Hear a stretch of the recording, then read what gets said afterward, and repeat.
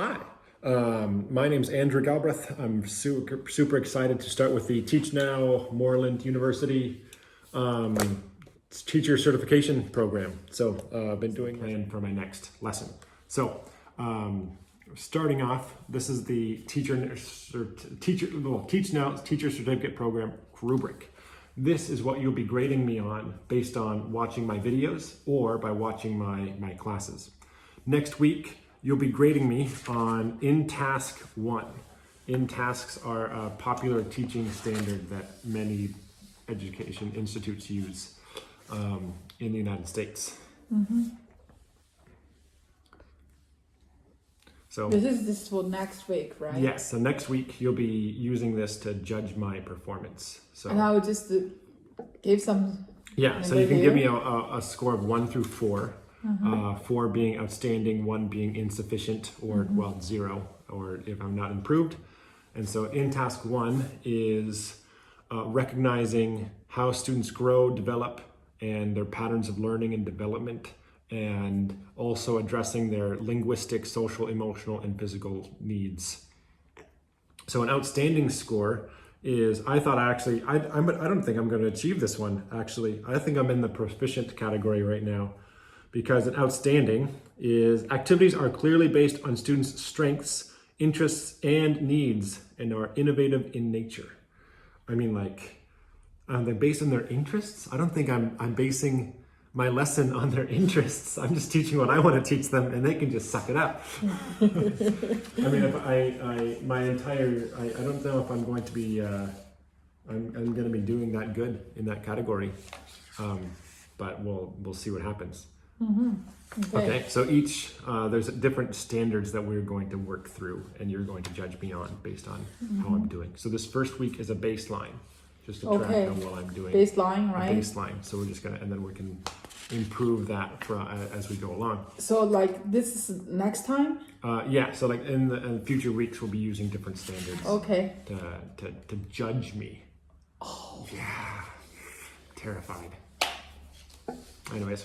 I'm not good at judging people. That's okay. That's okay. Well, no, you're super good. I remember you judging me on my classes like 3 years ago. You came in like, no, this is not good. Not good. You should do this instead. So many of those, like, this is not. Yeah, but then you also you give me some positive feedback. We work really well together. Yeah, sure. Because like it's been a long time. It's not just a month or a year. I know, like, it's 3 years already. Consistent progress is the key to success. Yeah. Okay. So cool. You've watched my. You're familiar with my teaching standards and strategies, so I don't have to go over those. Those are fairly clear, straightforward how I teach class. And then the next thing is kind of what I'm going to teach. I also have to talk a little bit about that. Anyways, so in this unit that I'm about halfway done with now, we've been talking about democracy. I started with 2 questions. First is like a unit question, is like, what is democracy? And then we've been talking about how different people have addressed that question. So we talked about how like everyday Americans address that question in lesson 1. In lesson 2, we went back to Thomas Paine. Thomas Paine was a early American political philosopher, not American political philosopher, but he was a political philosopher involved in the American Revolutionary War, trying to figure out why did Americans choose democracy over autocracy.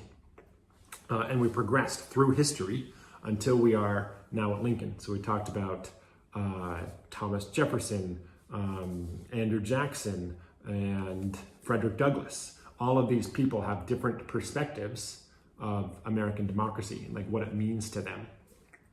And now we get to Lincoln. Lincoln's really cool because he actually changes like the focus of he changes, like he adds like a spiritual purpose to America, and that's what I want to get to in this document. So I also have a PowerPoint, so I'm just gonna and so feel free to give me some feedback on things as I go along. So starting off like this, maybe I should put the camera like this. There we go. And you see it. There we go. Okay, so I think it's like the first PPT. It makes me think about it's like university lecture. If it is for high school students, I would like to allow them guess who this guy is. oh yeah, okay. Okay. Okay, so if we're watching it like this, sometimes I'll just put up the screen, Yeah. right? And then so I put up this, and I haven't seen it, I haven't shown it yet, and then I'll hand out the papers, and then I'll ask like, oh, who knows who this is? And then by now half the class looks at the title of my document and be like, oh, it's Abraham Lincoln. Like, oh yeah, it's Abe Lincoln. You got it. I think another question to follow up, if they know it's Lincoln, Yeah. you can, because so far you have like taught them about democracy, right? Yeah. And you need to ask why I show him here. Why is he Why here? can you predict what we're going to learn today? Okay, yeah. If Just you don't know it's give Lincoln. them the worksheet yet. Yeah. Try to make them think about it, to Okay. recall what they have learned, Yeah. to make connection. Okay. Between the old thing they have known or you have taught them, Right. and the new things you want to add. Okay, that's a good point. Even more important because of this war, Right. Okay. because what he has done. A lot of okay, cool.